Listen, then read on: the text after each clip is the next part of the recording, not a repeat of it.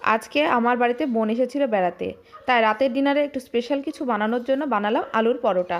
আলুর পরোটা বানানোর জন্য আটাটাকে প্রথমে লবণ, চিনি আর তেল দিয়ে ভালোভাবে ময়াম দিয়ে রেখেছিলাম, তারপরে জল দিয়ে ভালোভাবে মেখে রেখেছিলাম আধা ঘন্টা। এদিকে আলুর পুরটা বানিয়ে নিয়েছিলাম, আলুটা সেদ্ধ করে ম্যাশ করে নিয়েছিলাম। তারপর কড়াইয়ে একটু তেল দিয়ে, তেলটা গরম হলে তাতে দিয়ে দিলাম পেঁয়াজ। পেঁয়াজটা ভাজা হয়ে গেলে তাতে দিয়েছিলাম জিরে গুঁড়ো, ধনে গুঁড়ো আর লঙ্কার গুঁড়ো আর পরিমাণ মতো হলুদ গুঁড়ো। তারপরে আলুটা দিয়ে লবণ দিয়ে আলুর পুরটা বানিয়ে নিয়েছি।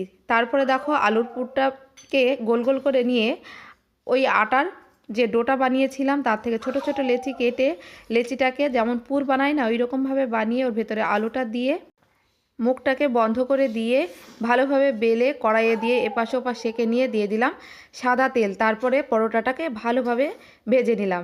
দেখো প্রথম পরোটাটা না ফুলে পরেরগুলো কিন্তু দুর্দান্ত হয়েছিল। তারপরে একটা পরোটার উপরে সস দিয়ে খেয়ে নিলাম, অপূর্ব স্বাদ।